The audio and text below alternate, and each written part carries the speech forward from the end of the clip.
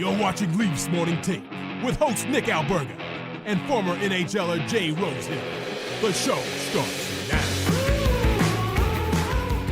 Presented by Bet365, welcome to the Tuesday edition of Leafs Morning Take. It is Nick Alberga and Carter Hutton. Happy New Year. That's what's going on, buddy. Not much, buddy. I don't know. What's the ruling on Happy New Year? Like, how long can we go? You know what I mean? I was talking about that today with my wife. I said Happy New Year somewhere. I actually opened an Amazon package on our doorstep, but it was addressed to another address. And I wrote in the thing like, hey, my apologies. I dropped it off to their house and I wrote Happy New Year. And then after I wrote it, I said, how long? What's the window? What's the window on the Happy New Year? I would probably say January 10th for the sake of my argument, though. It's the first time doing a show with you for the new year. It is January 7th. So that's why I felt it was the right sort of place to do it. But it sounds like a Seinfeld episode to me. Yeah, it does. It does. No, I agree. It's been good, buddy. Things are good. We are buzzing along. The kids are back in school this week, so we're back to a normal routine. And it's wild, eh? Like Christmas comes, we're so excited. And I know I talk about my kids a lot because my whole world revolves around them. But God, I was glad school started again. Yeah, no, I hear you. And it's funny, like the holidays just come and go as you referenced. The next thing you know, it's the month of January into the, midway point of the month of January. And then it's like February. Just time flies, I guess, when you're having fun. Don't forget, open an account with Bet365 today and bet on a huge range of markets, whatever the moment. It's never ordinary at Bet365. Use code NATION, all in uppercase today. Don't forget, our Super Chat charity partner this season is Sick Kids. Want to make sure that your question or comment gets on the show. Hit us up with a Super Chat. Proceeds from our Super Chat will go to Sick Kids, ranked the #1 research-intensive children's hospital in Canada and third in the world. Can you believe it? We are 41 games already into this regular season for the Maple Leafs, man. I know it goes quick. It seems like we're talking about nothing at some point, right? It seems like early in the season, we're just trying to find things, find storylines, where this team's going, what's going on. And all of a sudden we're halfway through. And to this point, like if the playoffs were to get going right now, Montreal is in the playoffs, buddy. And this is a wild time for the Leafs are leading the division. Montreal snuck into that second wild card last night with a big overtime win. And it's been fun. I think there's been the story of, again, like last year, it seems like 7 teams in the East are playoff ready. And then that 8th team is just going to be a dumpster fire, whoever kind of sneaks in, so it's going to be a dogfight here, I think, in the second half. Huts, I love this country for a variety of reasons when it comes to covering hockey. Mark my words, the Montreal Canadiens are frauds. I had to go back in my research, and granted, I should preface by saying I'm from Montreal. A lot of people know that. I have family in Montreal. Anytime they do well, it's the biggest topic du jour in the family chat. Dude, they had the same record last year as they did at this time this year. All of a sudden, they're a playoff team. Maybe it's more indicative of how shit the bottom of the Eastern Conference is. Like, I don't think this is real at all. I think they're red hot. Dude, 3 weeks ago, we were talking about Martin St. Louis, his job being, precarious. Is he going to get canned by Montreal? They win like 6 out of 7. All of a sudden, they're going to the playoffs. My cousin's talking about a Montreal-Toronto series. Like, pump the brakes a bit here. It sounds like when they planned the parade in Buffalo when I was there, when we won 10 straight, we were going everywhere we went. People were like, they were throwing flowers and it was getting all started. And again, I just think it just shows you how run down that Eastern Conference is, in my opinion, right? When I look at the West and just the depth and how good the teams are. And even when I talk about that 8th place seed in the West, it seems like it's just a more dominant group, in my opinion. And now we're talking about right now, it's Montreal, Pittsburgh, Ottawa. Detroit's been on a bit of a heater lately, just teams that are just garbage, right? So it's one of those things where, again, I that 8th spot, I know some people talk about expanding playoffs. I think in the East, we could probably shrink it down to 7 teams and it would probably work a little bit better, but I'm with you. I think they still got a long way to go, and it's good to see the young goalie come in and play well. Montembeault obviously was in last night, but I think they still got a long, long way to go there in Montreal. You're a big Jakub Dobeš guy, I guess, apparently. Like, they're calling him the next Carey Price. I mean, they've never ran a goalie out of town there before, so. I wouldn't go that far, Nick. I just love it. I like to see it. It's awesome, too. What I always say is, like, tread gently, though, because it's easy to play on emotion and come in there. I remember, was it Garrett Sparks, right? He came in, got his first game. It was like he was the next coming of Christ. And we see it so many times. Even the Shelovs in Vancouver last year, right? He was going to be the guy this year. Demko's out. He's going to carry it. When you have to be a regular guy in the NHL, that's when you really find out who's good and who isn't. They're frauds. Jacob Fowler's another guy that Montreal's touting to be the next Carey Price. I think that team is a bunch of frauds. I'm not just saying that because I'm a Maple Leafs guy. I don't think this is real. Lane Hutson's having a great year, but he's your number one defenseman. Outside of that, what do you have up the middle? Outside of Suzuki, what do you have? Kirby Dach is on a hot streak right now, but I'm just not buying this from the Montreal Canadiens. And that's coming from a guy who has a plus 800 ticket on Montreal to make the playoffs, a bet I took prior to the season getting underway. But I'm just not believing in it. I am believing in the Toronto Maple Leafs, Huts. 26-13-2 through 41 games. They're first in the Atlantic. You know, watching those 4 games on the NHL slate on Monday, I was happy to see Florida lose in regulation. They lost to Colorado. So slowly but surely, you start to build a bit of a gap here in the standings in the Atlantic Division. 4 points up, same number of games played here with the Florida Panthers. Yeah, it's nice. It's good to see. And you know, I think them losing to Colorado is a good standpoint, especially it's out of the division. Those are points in the other conference that don't really affect the Leafs. And for them to get a little breathing room, right? And I think this is where they're going to have to bank points. And all things being considered in this little injury woes they've gone through, Matthews being out, Stolarz being gone, you know, kind of trying to get back to that full lineup. At times, it's been bits and pieces. We haven't really seen it. So to be sitting here halfway through the season where they're at, leading the division, I think everybody has to be happy with what they've seen so far. Yes, there's been games, there's been nights off, and yes, in an 82-game schedule, it's going to happen. But overall, I think assessing that first half, we got to be happy where they're at right now. Yeah, definitely. I think it's about the process. We talked about this quite a bit on yesterday's show, just the process, how it looks different. Because, again, similar to Montreal, this time last year, the Maple Leafs around the same number of point total, you know, same number of wins. But it's more so the journey and how you get there. And I think Rosie and I and you as well have talked about this throughout the season. They're finding different ways to win games. And, you know, they're playing that like pressing style, the hard checking, like playoff style, if you will. Now we'll see if it translates to the Stanley Cup playoffs, but I do have to think and you know, that this type of brand is more conducive to winning in the Stanley Cup playoffs, like the bogged down style, the way they're scoring goals in front of the net. Like you love to see that. No, you do. Exactly. Right. And the biggest thing I've always noticed with this kind of hockey, and we see it a lot where teams that creep in the playoffs late, where they've had a good run late in the season, it's almost like they're already ready for playoff hockey. Yes, it hurts you a bit in the sense of like, if you're the last 2 months, you're playing all your guys over the top, they're not rested going in. But I think if you have that brand of hockey early on, you have that, then all of a sudden you get in a tough series, you're playing against Boston, you're playing against Florida, you know how to find that game, right? We're trying to adjust your game on the fly when you haven't played that way all year is the hardest part, I think, of playoff hockey. And that's where I feel reassured that they've been doing this. And that's where I think Craig Berube and his coaching staff are instilling in these guys the non-negotiables to what it's going to take to win in the playoffs, right? So that's, I think, where they're at. Yes, maybe there's a little bit of like less fluff in their game, you know, the neutral zone, the fancy plays where they're not going to blow teams out, but they can grind you down. They're finding other ways to win hockey games, which I find most impressive. Hit that like button, hit that subscribe button. I know we're only halfway there, Huts, but is there a preferred opponent for you in round one for the Maple Leafs? I think at this point, avoiding Florida at all costs would be like the ideal situation, right? And this is where I think there is value trying to win the conference outright. You know what I mean? Like right now, Washington is in first in the conference, but I think if you can draw that 8 seed, because the way it looks right now is I would rather draw an 8 seed than having to draw Tampa if they're in the first wild card spot, in my personal opinion. Just the Vasilevsky factor, because he is a difference maker come playoff time and he's healthy. And again, I still think Toronto is superior to the Lightning right now, the way they play and their depth. But I also think just drawing an 8 seed, if somebody sneaks into that spot, if it's the Islanders, Pittsburgh, any of those teams, I feel like that's a great first round matchup. Let Boston and Florida bang each other and have a tough go and beat the heck out of each other and try to get them in the second round, in my opinion. There's so much parity. I mean, I'm not going to lose sleep over who they play in the first round, whether it's a Florida, whether it's Tampa. I think the Leafs have proven night in and night out over the course of an 82-game slate who they're, you know, what they're capable of. Now, ultimately, we'll get to the playoffs. We'll see if their power play can get cooking. We'll see if they can score 5-on-5. The offensive story's always been big. Goaltending. There's a lot of factors that go into it. Like, I actually disagree. I'd love Tampa in the first round. Knock on wood, I feel like Toronto's got their number. It's been ever since they won that playoff series a couple years back. Tavares scores that goal to propel the Leafs to round 2. That they just have something. They have the book. It's weird to say, and I know they're playing Tampa soon, and maybe Vasilevsky steals the show in that game.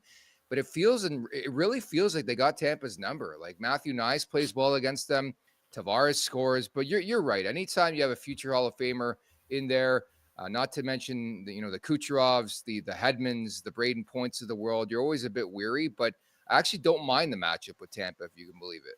Yeah, I guess confidence, right? There is that too. And I always found that when I played, it was like certain rinks you'd go into or teams you just knew you're going to play well against. Yeah. And it is something it's hard to describe, right? There's just certain arenas and where you have, success against the team. But my factor, I guess the only team I'd be scared of maybe in that 8th spot necessarily, if they snuck in, would be like the Rangers because of Shesterkin, right? I think they're an inferior team right now compared to Toronto, but again, I just add in that goalie factor, right? It just adds such an element. But when I look down right now in this wild card, going through the thing, there's no team that really scares me, I think, in that first round. The biggest one I would want to avoid, truthfully, in the first round would be any way you could play Florida, right? If Boston was to go on a run and try to win the division, that is a team you don't want to meet, I think, early on. Just try to extend that as long as you can. Yeah, even Boston, man. Boston just seems to have their number and have a response, especially in the playoffs. Like I honestly, again, I'll die on this hill. I don't care who they play. We've seen it all. We've seen Columbus, we've seen Montreal. Like I don't really put much stock into winning the President's Trophy or winning first overall in the conference, home ice. I just want to know which Leafs team is going to show up in the Stanley Cup playoffs. Is it going to be that one we've seen through 41 games here where they play that grinding style that could win you some games in the playoffs? Or is it back to the same loop and shoot perimeter game? Only time will tell. 41 away from that. But it's the annual mentors trip. And so Joe Thornton has popped up. He's going to go as Austin Matthews' mentor. And apparently Wendell Clark, Dougie Gilmour are on the trip. And how about Mike O'Shea, Winnipeg Blue Bombers head coach, also on the trip? Yeah, it's pretty awesome. I think for bringing Joe Thornton in is just unbelievable. I got a chance to play with Joe when I was in San Jose. So it was my first year pro. I played in Worcester in the American League majority of the time. My goalie partner was Alex Stalock. And at the same time, Nita Mackey got hurt in the NHL and Alex Stalock. So I went from being the backup in the American League straight up to the NHL. And Joe Thornton literally took me under his wing. I remember we had our first road trip. We were staying in New Jersey. We had a day off. So we went to New York City. Bus landed there. We had the whole day. Me and Logan Couture walked off the bus. We were the two rookies. He's like, hey, you guys come with us. Spent the whole day. I don't think I opened my wallet for anything. Took me for drinks. And then literally, I was only there for a month, and then I was a black ace during the playoffs. The rest of my career, Joe Thornton, every single time at the red line, I'd be stretching. He would come over, and he'd call me Charlie. No idea. He probably thought my name was Charlie. But so he'd call me Charlie and be like, hey, buddy, always chat with me. Shea Weber used to give me shit. He'd be like, hey, we got a game to play. I'm like, I'm not telling Joe Thornton to come over and talk to me, man. That's just kind of guy he is. And it's awesome to see him there. And the mentors trip for me was so important, right? I got to do bring my dad all the time. We did one in Buffalo with our moms, and it's really cool to get them involved because of the fact of without them, we wouldn't be playing in the NHL. That's hilarious. So here you are year after year talking about tummy sticks in the Maple Leafs, and you're playing tummy sticks with Joe Thornton and Shea Weber, an absolute legend in this league. It's like, dude, what the fuck are you doing? You kidding me? Yeah. He would always bust my ball. Literally before the game when we'd be playing San Jose, Weber would be like, hey, none of this shit at the red line, okay? Because I'd just be sitting, obviously I wasn't starting if we were playing San Jose, right? And Thornton would come over and just give me the gears right away. And I'd be like, Webby, what am I supposed to do? I'm not telling Joe to come over and talk to me. And highlight of my career, I'm playing in Nashville. The trainer for the San Jose Sharks comes over and he goes, Hutz, we need a stick. We need a signed stick. And I go, who do you need? Weber, Fisher, Rennie? He's like, no, Jumbo wants your stick. Joe wants you to sign a stick. And I was like, are you serious? Because he was a collector of sticks. So I signed a stick for Joe Thornton. So that's my that was one of my highlights of my career. That is incredible, and he thinks your name is Charlie. But I would have to think that Jumbo's whole thing was getting you off your game, and maybe he was effective out of it. Yeah, well, I don't think he was worried about getting me off my game when Pekka Rinne was starting every night. So, but it was fun. Obviously a guy that, near and dear to me, I think, because when I was younger coming in the league, he had no business even worrying about me, right? He had so much on the go. So I think something that I carried later on when a rookie would get called up, I would make sure to go out of my way to make him feel comfortable. Obviously, I was never in Joe Thornton-like status, but the same sense, it can be overwhelming for a younger player. So I think just being able to do that as you become a veteran. Speaking of Nashville, the first ever TLN Nation vacation, Hutz, as you know, is coming up Thursday, March 20th to Sunday, March 23rd. We got live podcasts, winery tours, taking in the Toronto-Nashville game at Bridgestone Arena. This promises to be the trip of a lifetime. We're offering 2 packages, one with flights priced at $24.50 plus tax, one without at $12.99 plus tax. Please note hotel rooms are double occupancy, and there's been whispers, there's rumors A bunch of your buddies are coming on this trip. Yeah, we got a few friends and couples and some people trying to get involved in it. So they want to jump on board. Any reason to go to Nashville when we're there, they would love to do it because trust me, they've been to Nashville. They know how fun it is. They know the winery. So anytime that they catch wind that we're going, they're trying to piggyback off it. So it should be a lot of fun. This is fantastic news. For more information on how to book, head on over to nationgear.ca or check out the link in our show bio. Life's too short for ordinary vacations.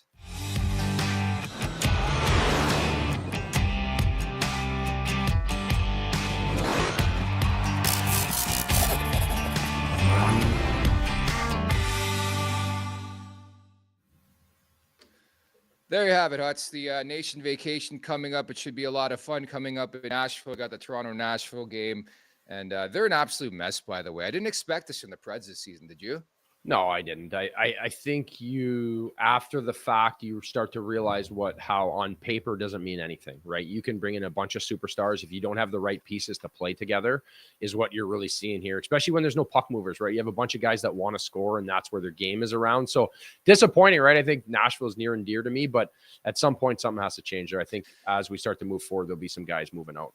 So looking forward to this second installment of the Leafs and Flyers in 3 days. This one happening in Philadelphia. TLN After Dark is coming up tonight with Zach Phillips, so don't you dare miss that. Also, very special guests on today's show. Maple Leafs great, just named to the quarter century team. Eddie Belfour is going to drop by in about 15 year Huts.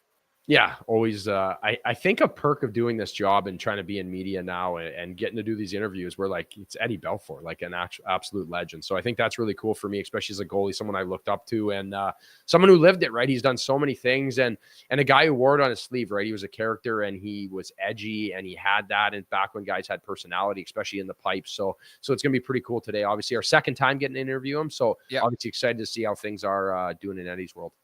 Eddie the Eagle coming up at the Leafs Nation 401 here on YouTube. Hit that like button, hit that subscribe button. Leafs Morning Take wherever you find your podcast. Make sure when you do so, leave us a 5-star review. And don't forget to visit the LeafsNation.com. First is some news and notes from an off day, in quotations, for the Maple Leafs. But your buddy, your pal, Jake McCabe, placed on injured reserve, upper body injury. Marshall Rafai called up, but what did you make of the sequence of events? I know a lot of people in the chat calling for fight night in Philadelphia. I don't buy it. Yeah, I don't know. I guess maybe because Reeves hasn't really fought much, right? Just trying to get him into the mix. He hasn't fought, period, Hutz. I know, but it's just the fact that, like, it's a weird play. The thing is, Hathaway is an absolute tank. I will tell you that. I've seen this guy in action. He is so strong and unassuming, and I think Jake knew that. It's just a weird play, right? You never want to see a guy get hurt, especially in that fashion, right? Like the way he was on the ice, and he's going into the net. Jake kind of drives him there, and then from there it happens. But for me, I feel for Jake McCabe, right? Because he's been playing so good, and I've played with him for 3 years in Buffalo, and he's dealt with injuries. You just want to make sure he's healthy coming back, and you don't want to force it. And if a fight happens, it happens. I think Domi tried to do his little shot on there where he got fined. But at the same time, I think Reeves has to answer the bell. He has to protect his players. Well, yeah, to your point, I mean, Max Domi, that's the other sidebar story from Monday, gets the $5,000 for elbowing. Quite frankly, I thought they were lenient on him. I thought he was going to get suspended because it was not one, but two, almost three elbows, and it seemed like vintage Domi family there. But I think message received, and Rosie talked about this yesterday.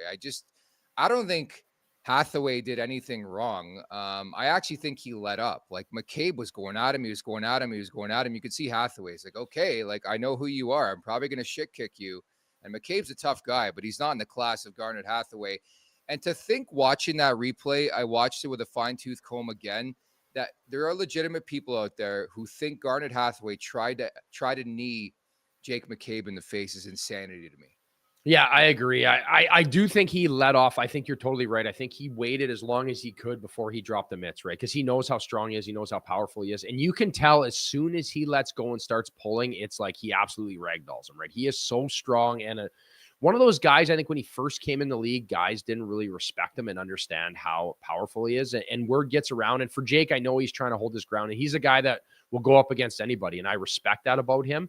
But it's one of those situations, I think it was just kind of like a fluke play where I don't think he's trying to hurt him. And you play hockey. This happens. It's tough. You want to fight. You want to get thrown around. And at some point, I side with Jake, but I also side with Hathaway in the fact of he's only going to take so much shit until he pushes back, right?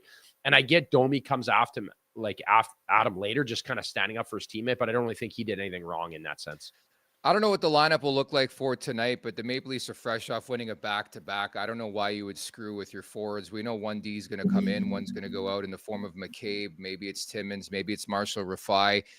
Victor writes in, this fight shit is passe, man. Win the game. That's all that matters. How do you feel about that, Utz? I agree. Kill him on the scoreboard too, right? I think if it happens, it's got to be it's got to be organic. I know that's a buzzword around here. Everything's got to be organic. But if it happens, it happens. Honestly, truthfully, I think it's tough to go looking for it, right? I don't think Hathaway's going to like answer the bell by any means. Like this team's up 1-0 or 2-0. Like you think he wants to just square up with Ryan Reeves and give the Leafs momentum, right? So it's one of those things where if it happens, it happens. I think at the end of the day, you're trying to bank points. Yes, it sucks. The situation sucks. But at the end of the day, it's not like he like did anything to actually hurt Jake McCabe, in my opinion. But again, people love fights. People want to see Ryan Reeves fight. And I get it. I understand it. But I also see the human side of athletes, especially living with these guys for so many years, what they deal with. Leaf Nation 67 writes, of course, the goalie. Hey, let me just read this. Of course, the goalie agrees to no fighting. Yeah, buddy, I think there's a place for it. Whatever. Did you scrap? You should. We broke down your fight on the podcast. I did. Yeah. I pumped a few guys, and that's you know what I mean. I'm 1-0 actually. Peter Mrazek, your guy. I'm sure everyone likes that hearing that because I don't think he was loved too much in Leafland. He was a sieve, that guy. I think there's a time and a place, and it happens. And I just don't think like a stage fight really sets like. So if he fights Hathaway, like what does it matter? The guy knows how to defend himself. It's not like that's gonna really set the tone for the game. Totally, in my opinion. I think if it happens, there's scenarios where you need to force it, right? And I don't think anyone ever comes and gives Ryan Reeves a tap on the shoulder. This guy is a pro, right? No matter how much you want to bitch and complain about him not fighting this year, he knows when to fight and how to fight and what to do. That's what he's paid to do. So I think you just got to make sure you're winning hockey games and playing the right way. So as mentioned, the Leafs into Philadelphia, always a battle when you go into that barn. It's going to be hostile. It's going to be loud. The crowd's going to be on them. The Flyers coming back after a road trip. The Leafs playing really, really well on the road these days, Huts. They've won 4 in a row away from Scotiabank Arena. Joseph Woll, we assume, is going to be the starter in this game. The last 5 for him, 4-1-0, a 2.42, a 9.18. Do you expect another strong effort for the Maple Leafs? Because I, for one, think that was the best you're going to get from this version of the Philadelphia Flyers, and you still won the game. Yeah, I think that was good. You know, the way that they're playing and the way that Joseph Woll is just like exuberance confidence, right? I feel like we feel it watching the game. So I could imagine how the team feels, right? When your goalie is playing that well and just looks that steady, it is like this throughout your team. You just have this uber confidence to know that there's no weak ones going in. There's no stuff because you've seen the way that they've played when they have goalies that struggle, right? When years past Samsonov, like when he's having a bad night, it's like, geez, you can't even give up a shot from anywhere. So I think that's where Woll is at. And for me now, it's nice to see him with a little bit of a leash here, Nick. Like the fact of the matter is he's played a lot of games. Stoller has been out. It hasn't been that much of a story as we kind of were worried about, right? We were worried about something happening. And during this little run, he's made a lot of big saves where, you know, questionably he could have tweaked something, could have done something. He's been very, very stable. So it's exciting to see, I think, for him. And also the fact of the matter is we're starting to really see where his ceiling is because he is growing and growing as a goalie. In support of Sick Kids, Eric Martin sends us this generous super chat. Appreciated. Trade Revo, clear up space, bring Schenner back, and get a center, and the cup will be ours, or at least a second-round win. Yeah. The cup would be ours. That'd be nice if it was that easy, right? So I love the support of Sick Kids, and I think Reeves is one of those guys, right? He is a motivator. He is a team guy, but at the end of the day, he's not going to be the difference maker. Like whether you trade him or you have him on your roster, if he's going to win a Stanley Cup, he is not going to be a difference maker. If they need somebody, it's going to be somebody up the middle. I think that can help. I don't disagree with adding a little depth on defense, just, you know, in that bottom pair. But at the end of the day, Reeves is not going to make or break this team winning a Stanley Cup. I know we've broken down your fight before on this podcast, but our crack staff, aka producer Vic, after it, and he's got video of your scrap with Peter Mrazek. When was this, and why are you wearing a pink jersey? So it was breast cancer night or cancer support night in Rockford. I was playing in the minors with Chicago's farm team. We were playing Grand Rapids, and the ice was pink as well. And we were getting Grand Rapids was really good. That's where they had Tatar and Nyquist on their team, and they just were pounding us. I think it was 6-2. And shit hit the fan. We had a bunch of penalties. Stuff was going off. And actually, our coach told one of the players to go out. Actually, the infamous Kyle Beach, he went out and off the face-off, Riley Sheehan grabbed him, started beating the heck out of him. And then he had him on the ice, and he was like choking him out. And everybody started fighting. And then the benches, Tristan Grant was the player. He was a tough guy in the American League. He jumped the boards and then all shit hit the fan. And Mrazek tried to jump in. Wade Brookbank was giving it to somebody who, I don't know why Mrazek was trying to jump Wade Brookbank. So I skated down and fed it to him. So now it's a great video, and I'm 1-0 in my career, and to never fight again. I was going to say 1-0 on hockeyfights.com. So make sure you check that out. Carter Hutton against Peter Mrazek. Hit that like button, hit that subscribe button at the Leafs Nation 401. So Willie Nylander, what's going on here, man? Goalless in 7. You got Zach Phillips going on rants about you. What's cooking here with Willie? Yeah, he's got to find the back of the net. You can see his frustration coming in a little bit too, right? But on the other side, like Matthew Nyes is playing very well. I think there's guys that are going to fill in, and this is just the ebbs and flows of a season, right? I don't want to hit the panic button by any means, because I also think they're winning hockey games, and you need that depth. And I also think that there's naturally a little bit of a setback, right? He signed his big deal. Things are in place. At the end of the day, do we really care if Willie Nylander gets 120 points this year or scores 40? Like, as long as they're winning and trending in the right directions and he's playing the right style of game, right? If he starts to cheat the game and you start seeing it on the other side of the puck, that's when I would be more worried, right? I think this is a little blip in the radar, a little bump here, and I think he keeps rolling moving forward for me, Nick.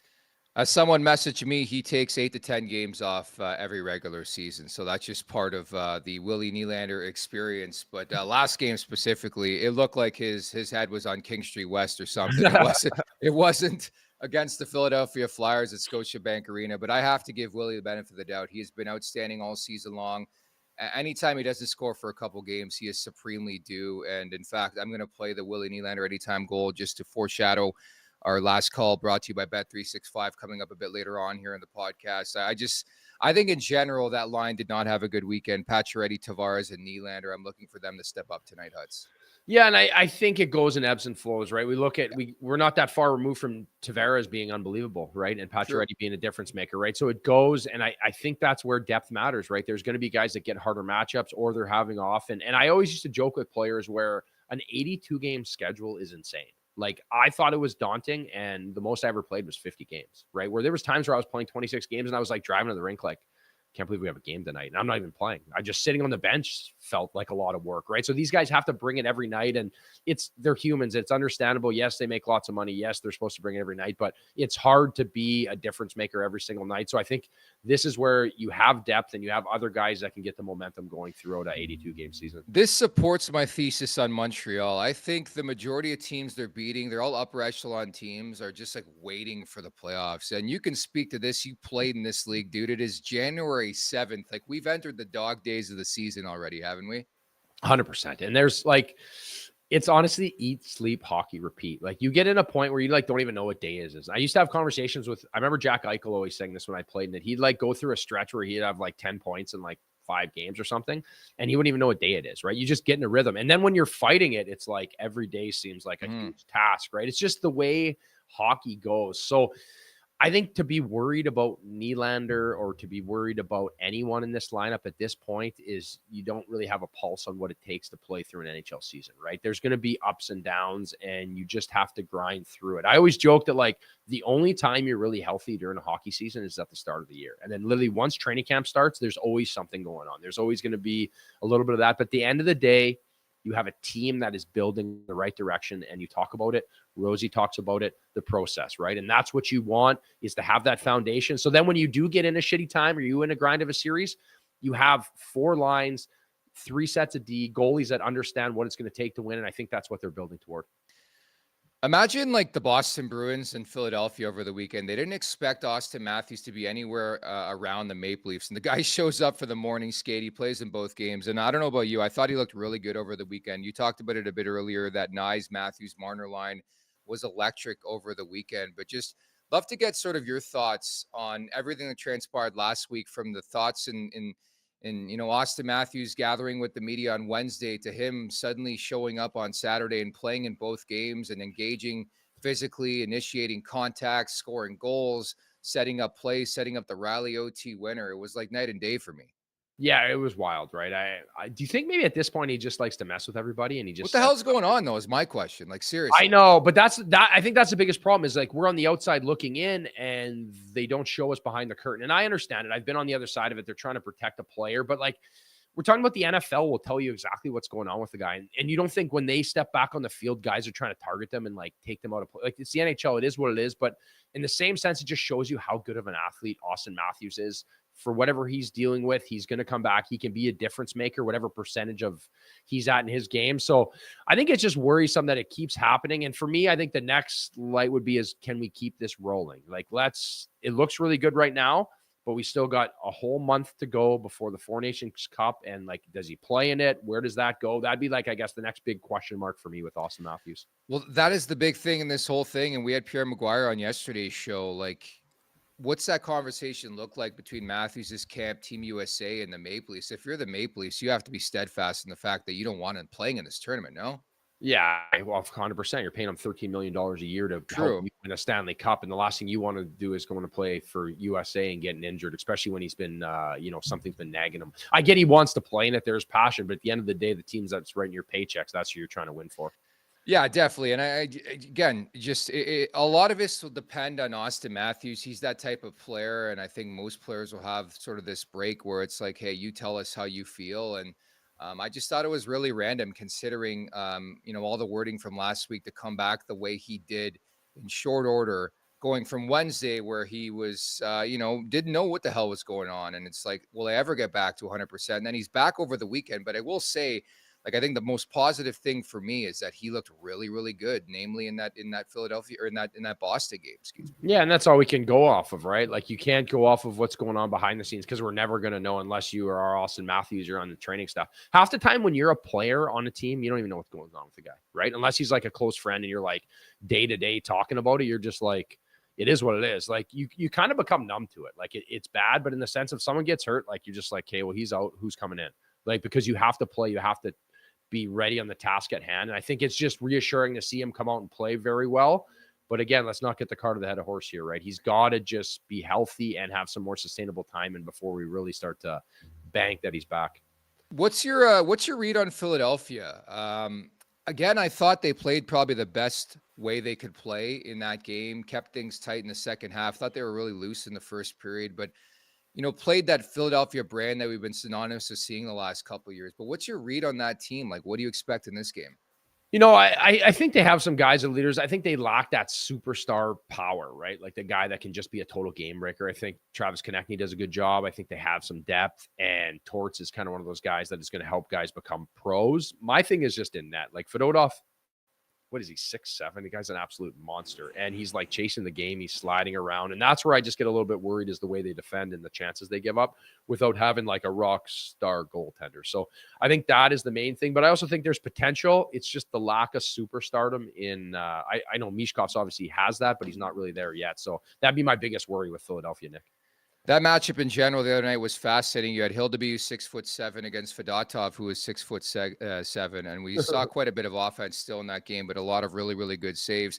The following interview is brought to you by Charm Diamond Centers. Get custom ring build and delivered in less than 4 weeks with the Charm Masterpiece program and an unbeatable pricing policy. Charm Diamond Centers is proudly Canadian-owned and operated since 1972, with more than 85 locations across the country through Charm and their sister brands. For more information, go to charmdiamondcenters.com.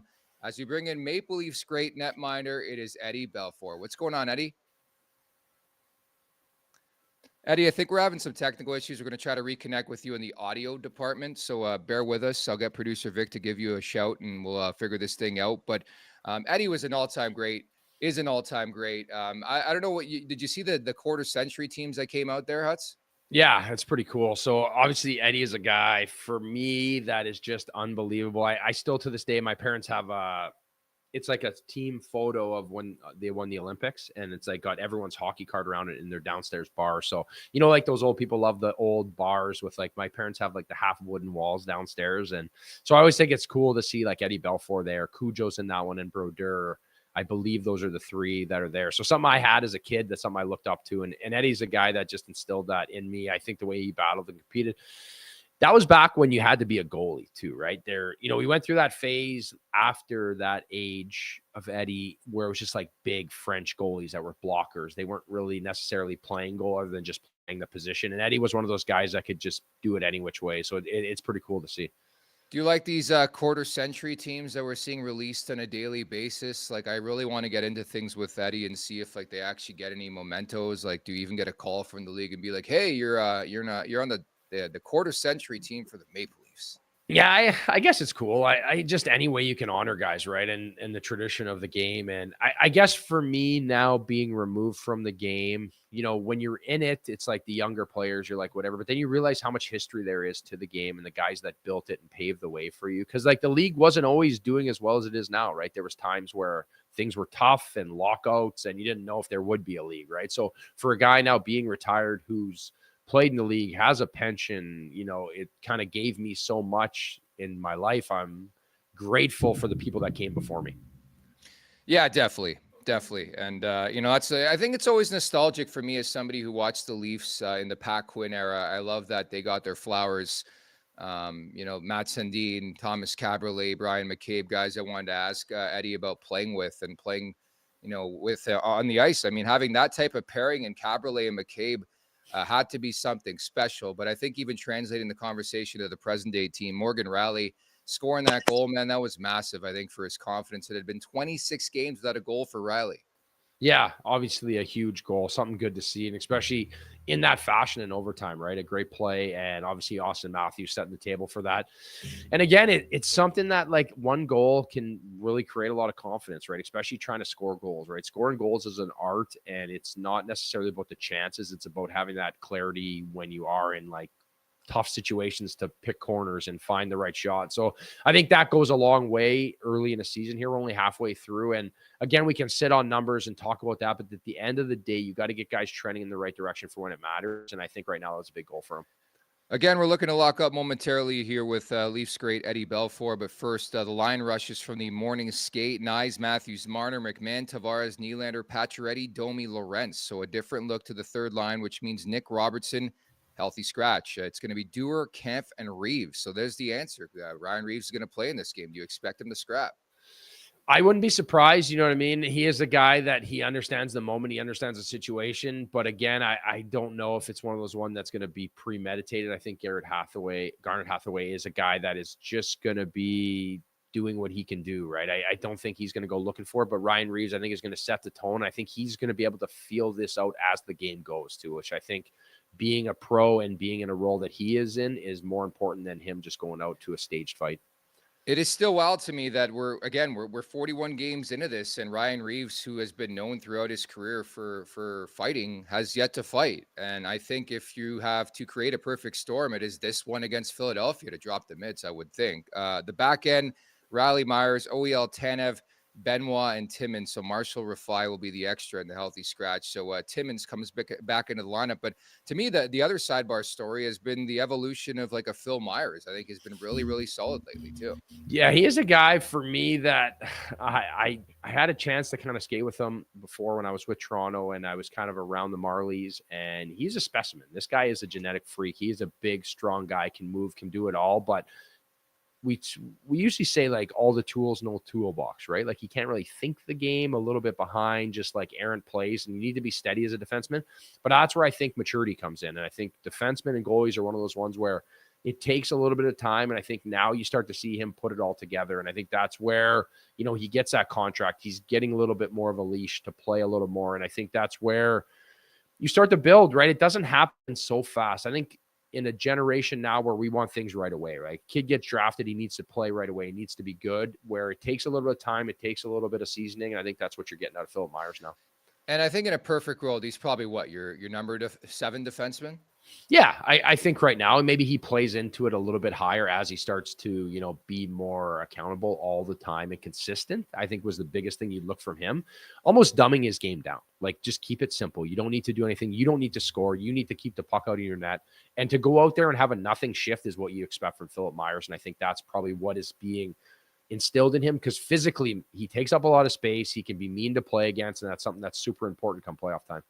I really like that they continue to find these guys. The last couple of years, whether it's Simone Benoit, whether it's now him, where they find these guys and they're able to utilize them at the NHL level. Like more times than not in recent memory, they got depth guys, but they're really serious depth guys. And unless you include like a guy like Marty Marincin, who had no business being a full-time NHLer, but somehow found his way under Mike Babcock. Like the fact that they bring these guys in, but then they find a way to deploy them correctly and successfully, and they're not like burdens to the roster, I think is a big plus. And the one thing I've really noticed early on here in the tenure of Brad Treliving is his ability to pluck these type of guys who nobody else wants, even Steven Lorentz, in that conversation, bring them in and fit them in that system.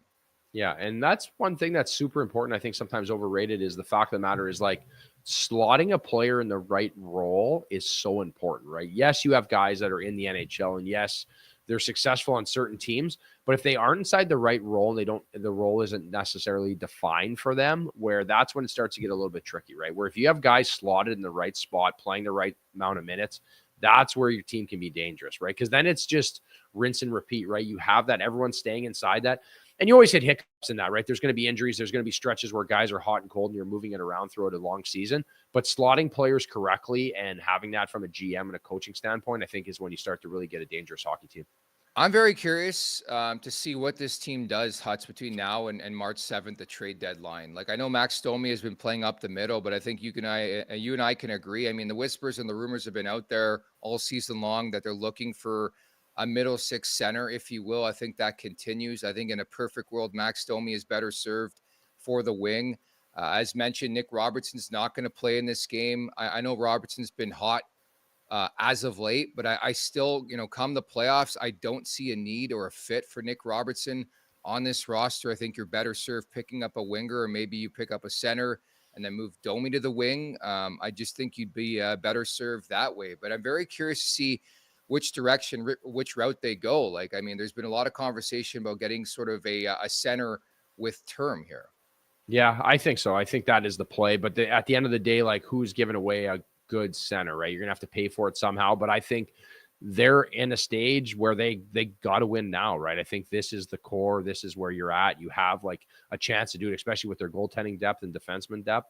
Where Nick Robertson, I think, is the great example of like a player that, for me, I just don't see that translating any success come playoff time, right? I just don't think his game is a game that is going to be a difference maker, where in history's past of playoffs, we look at teams that like have had success. Yes, your stars are winning, your penalty kill is good, power play is good. Like, where does he really fit? He's not going to defend as well. I think he tries his butt off out there. Like, he works hard, but at the end of the day, he's not really in a role, I think, where it's going to be a difference maker come playoff time. If you get a matchup against Florida, like, is he even relevant in that series? Good point. I'd love to hear from everybody in the chat at the Leafs Nation 401. Hit that like button, hit that subscribe button. Who do you want to see the Leafs acquire between now and March 7th? I know we've been pretty adamant on this show that, another reunion with Luke Schenn, we would love that. I know a lot of people in the chat in favor of Ryan O'Reilly. I just don't know if that's going to be a fit. Maybe a Jake Evans with the Montreal Canadiens having a massive contract year. Yanni Gourde with Seattle. It just seems like, to me, again, there's going to be a lot of bubble teams. I know there's been big conversation about the four nations and teams are going to try to do business early, but there's just so much parity when it comes to the standings. I just don't think we're going to know for a long time who's actually in, who's actually out, and who's a defined seller, if you will.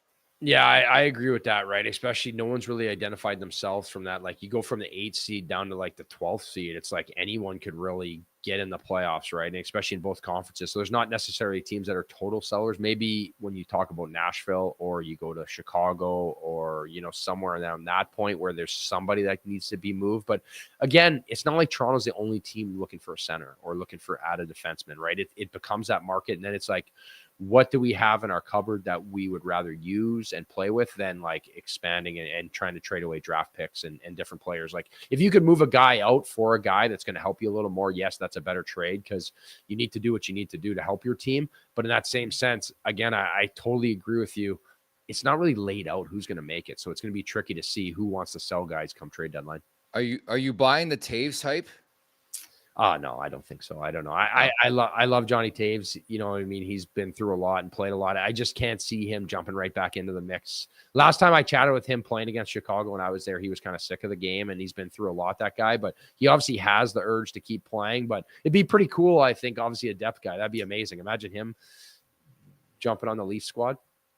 I know it's wild to even think about the prospects of that. But we talked about this last week. On paper, Yes, Jonathan Toews makes a lot of sense. He'd be a natural fit as 3C. You don't need him to be a bona fide star stud. I understand he's a bit long in the tooth at this point in time, but the concerning thing is like he hasn't played in almost 2 calendar years. And the other thing that's been consistent in terms of what I'm hearing on Jonathan Toews is that he's still unsure if he's going to come back this season, if he's going to come back at all. But never mind, like this season. Like I think the big, topic of conversation with the Leafs is going to be, can we get him for that stretch drive into the Stanley Cup playoffs? But I think he only started skating recently. I just don't know if there's going to be a world where he's actually actively coming back to partake in the 2025 Stanley Cup playoffs. Yeah, like I know he's a fitness freak and he always was when he played. He was in tremendous shape. I know he's kind of went like overseas on a little bit of a healing journey.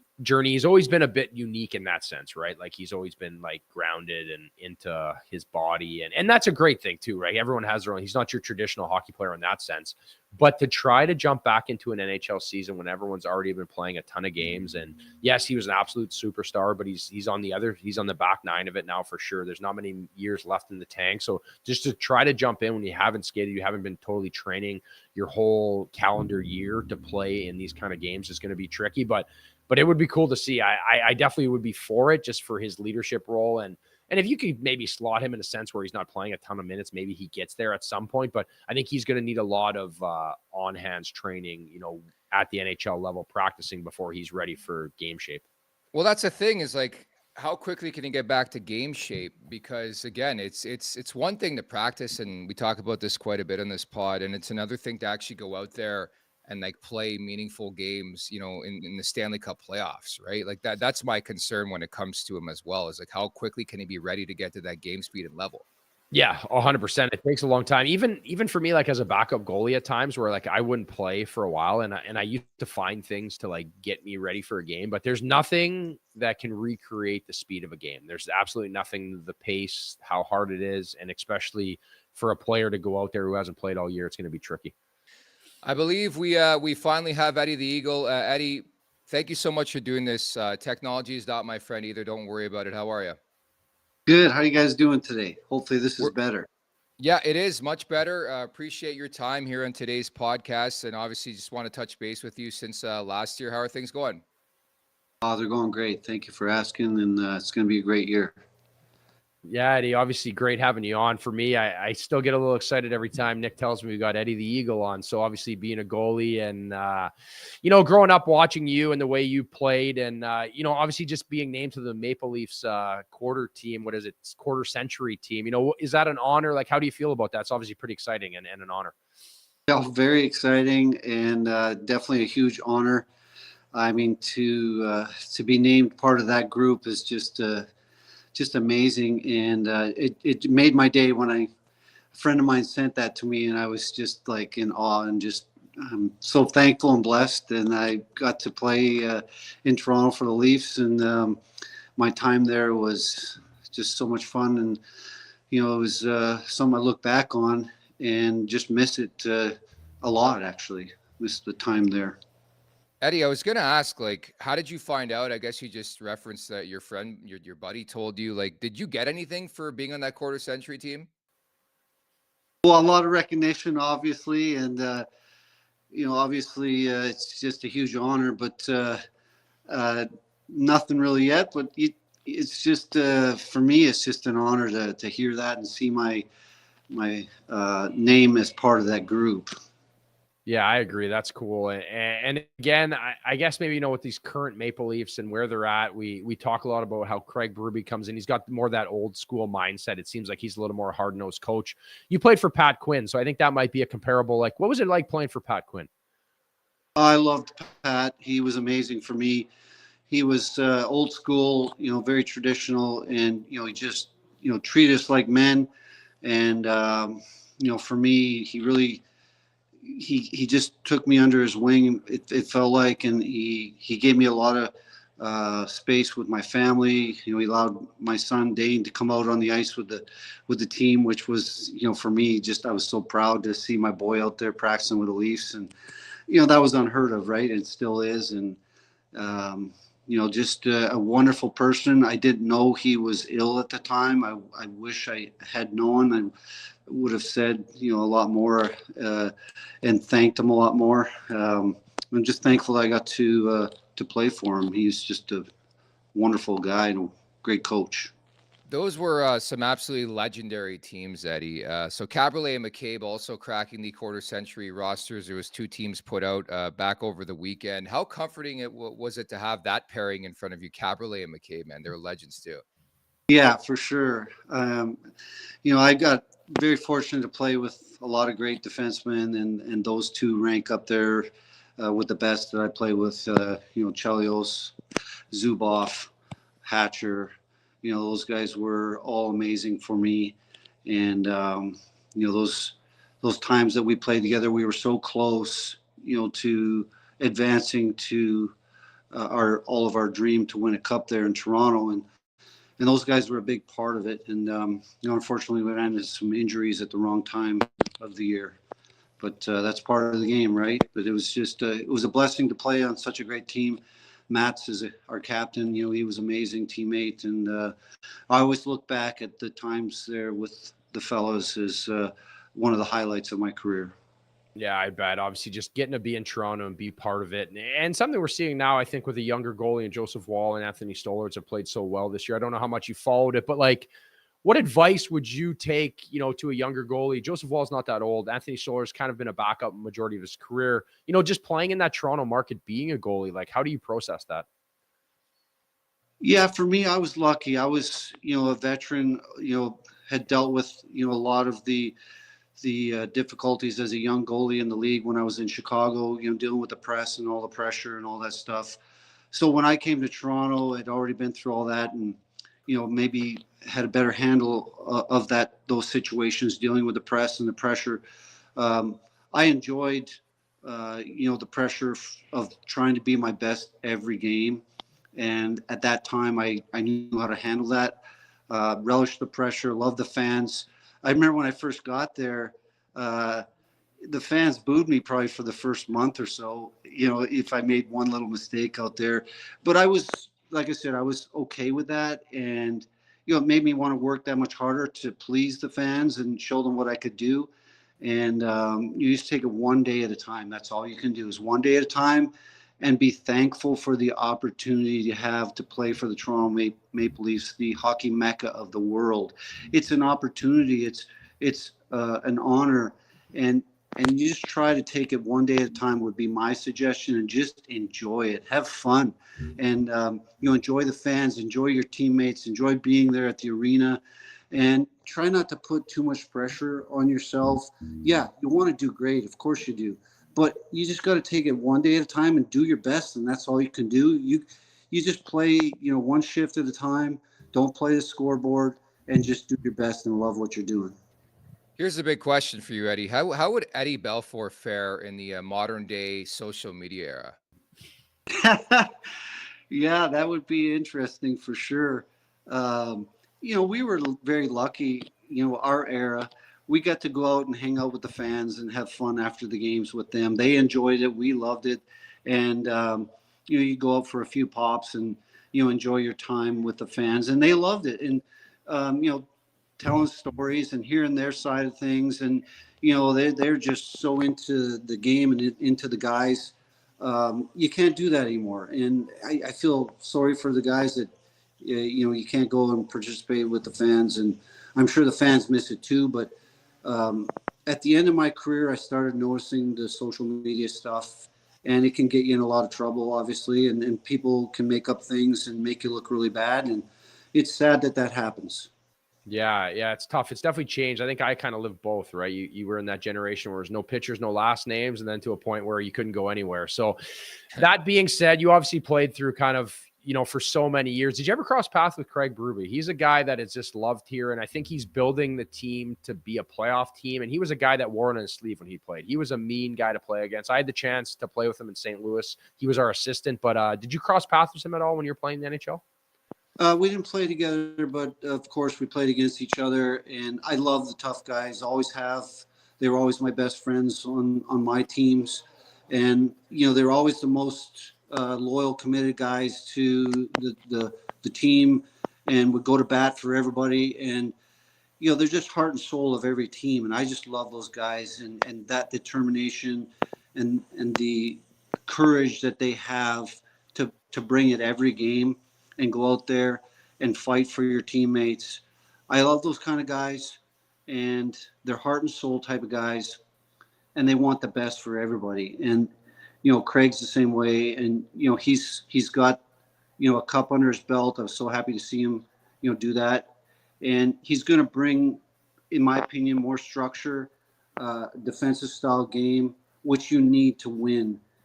You got to have that foundation, and he brings that to the table. So happy to see him there, and definitely wish him and the team all the best. And it would be awesome to see the Cup back in Toronto for sure.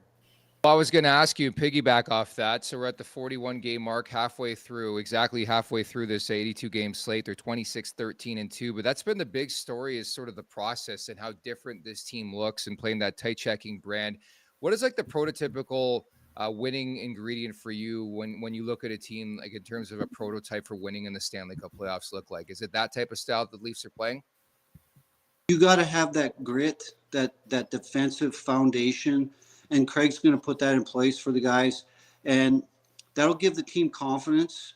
And when you have two goalies playing really well, at some point, I'm a firm believer you got to pick one guy going into the playoffs, and you got to ride that guy.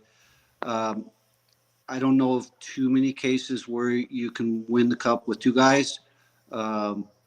And of course, for myself, I always loved, carrying that weight and playing all the games. You get into the groove on a roll, and for me to get into that groove, get on that roll, we always had that defensive style system in front of me, and everybody was committed 110% to it. Mike McDonald, Brett Hall in Dallas when we won the Cup, they were committed to playing defense too. They probably sacrificed a little bit of their offensive abilities and gave up, some of their points to do it. But hey, we won the Cup because those guys sacrificed. And you got to have your top guys sacrificing a little bit of the offense to play more defense and be there in situations where you need them to be, and back check and put that backside pressure on when you're playing defense. We needed that, and we got it from our horses in Dallas, and we got rewarded for it. And I believe that Craig will put that into play, and I'm sure he's pushing for it right now. You can see in the games that they've been playing that it seems like they're more committed to that, and that's a huge important part to doing well in the playoffs. That and that grit. You got to have that grit. Yeah, I think that's something that's so important, right? I think that's always the argument here. And I think something in the game that just hasn't changed. You talk about when you guys won the Cup versus now, it seems like having players buying into that commitment, and something that I talk about a lot with this Leafs team, it's an ongoing topic of, who's going in, trade deadlines, things like that. But, for you, when you had those winning teams, I think it was built around culture. I think when you look at the Toronto Maple Leafs, is that something you think that Craig Berube has brought to this team now? Yeah, definitely. Culture means everything. That commitment to playing that defensive style, that foundation. When you have like-minded guys that are working for that same goal, their mission to win the Cup, and you bring that culture to the table. Yeah, it might not happen, right away overnight, but you look at what Bob Gainey did in Dallas. He brought the culture needed to win a Cup in 93, 94 when Dallas moved, or when Minnesota moved to Dallas, and we won the Cup in 99. Yeah, it took a few years, but each year he added to that culture, bringing in some former Montreal Canadian guys who he believed in that culture. Obviously, that's where he come from, and he tried to choose the guys that had that culture from other organizations. And I was just blessed to be part of that team and, fulfill a dream of winning the Cup. So I hope that that'll continue there in Toronto. And I think you got the right guy behind the bench. No doubt you were one of our favorites in the Pat Quinn era for the Toronto Maple Leafs. Just to wrap, I mean, what will you remember about your time in Toronto playing for Patty Quinn and just looking across that roster, just absolute legends left and right? We had Matt Sundin on the show recently. Remember Alex Mogilny was on that team, Caberlet, McCabe, like the list goes on and on, right? Yeah, it was an amazing team. We were so close. We were a tight-knit group, and we had so much fun together. Like I said, we just ran into some injuries at the wrong times of the year, and you got to be healthy going into the playoffs. You need everybody, on that same page. We had great culture. I just look back at it as a highlight of my career. It was so much fun, going to the rink and that excitement of the fans being on the edge of their seats every night. That's an amazing feeling. They want to win just like we do. And they're passionate about the game. Everybody's talking about the game, throughout Toronto, and that's what I wanted to be part of. It was very sad for me to leave there. I didn't want to leave. I wanted to finish my career there, and that's one of the things that was sad for me was leaving. I didn't want to leave. I wanted to help the team win a Stanley Cup, and that would have been amazing. But it wasn't meant to be. But guess what? I had a lot of fun, made a lot of great friends, and I got to play for Pat Quinn, and I just love him. Love that. Take the positives out of that. Eddie, always great catching up with you. Appreciate the time today. Yeah, thanks, guys, and have a great day. You too. Thanks, Take Eddie. care. Bye. Eddie Belfour, our guest here on Leafs Morning Take. Again, a part of the quarter-century team for the Maple Leafs. Yeah, very humble guy too. I think just like so cool getting to chat with him, and obviously a guy who played in a different generation, but he wore it on his sleeve, and what a hell of a goalie he was. Stud, absolute stud. It's time for the last call, brought to you by Bet365. Open an account with Bet365 today and bet on a huge range of markets, whatever the moment. It's never ordinary at Bet365. Use code NATION, all in uppercase today. I think the Leafs win. I got the puck line in this game, and I have a Willie Nylander anytime goal. What are you looking at? Yeah, I don't mind that. I like the team total over. This Fedotov, I'm not a big fan of. I think he chases the game. I can't stress that enough. Why are you dogging my boy Fedotov, man? I don't even know how to say his name. He's too tall and awkward. He chases it. I like them again. I think in regulation is another bet too. I know they're the favorite today, obviously at minus 145 on the money line. I don't mind taking them in regulation as well. I think they find the back of the net a bunch tonight. Can you believe that was Fedotov's first start, I believe, since December 5th, dude? This guy was on the roster. They got 2 Russian goalies. They got Sam Ersson as well. This guy was on the roster with Torts for over a month, did not play a game, and then he puts him in against the Toronto Maple Leafs. That's just Torts, though. He don't give a shit. He's just like, you're going to do what I say, and you're going to figure it out. And again, he's a veteran guy. He's played for a long time overseas. Over here is a different game, though. It's a different animal in the NHL. The amount of traffic and flybys and majority of the game, you're just fighting to see the puck. And that's where I think he scrambles a little bit. And I've seen this throughout my career. There'd always be a guy coming over from Europe or some league over there that had like the best numbers ever. And the adjustment to the North American game is always tricky for these guys. All right, Huts, we'll leave it at that. The Maple Leafs visiting the Philadelphia Flyers again, the annual Mentors trip. I saw some pictures from the morning skate. Joe Thornton is there. He is not wearing an Austin Matthews jersey, by the way. He's wearing a Joe Thornton Maple Leafs jersey. So for those of you who had that question, didn't happen. Sorry. I love it. I would love to know the over and under how many drinks those guys are having today, too, because it'd be a fun day. They're absolutely sending it in Philadelphia, then off to Raleigh, right, for the game against the Carolina Hurricanes on Thursday. So looking forward to that. And Huts, you'll be back in the mix on Friday, right? That's it. Friday. I'm pumping the hours in, Nicky. Look at this. I keep this up. I might hit 40 hours this month, my man. Yeah, Rosie takes the optional on these shows routinely. No, I'm kidding. So Huts will be in the mix on Friday. Once again, Jay Rosie back for the Wednesday edition. We'll recap this game against Philadelphia, also get you set as the Mentors trip continues into Raleigh to take on the Carolina Hurricanes. No doubt a measuring stick game coming up on Thursday as well. So thank you to everybody in the chat. Hit that like button, hit that subscribe button at the Leafs Nation 401 Leafs Morning Take, wherever you find your podcast. Make sure to leave us a 5-star review. And don't forget to visit the LeafsNation.com. Thank you to Eddie Belfour for figuring out the technology coming on today's podcast. Greatly appreciate that.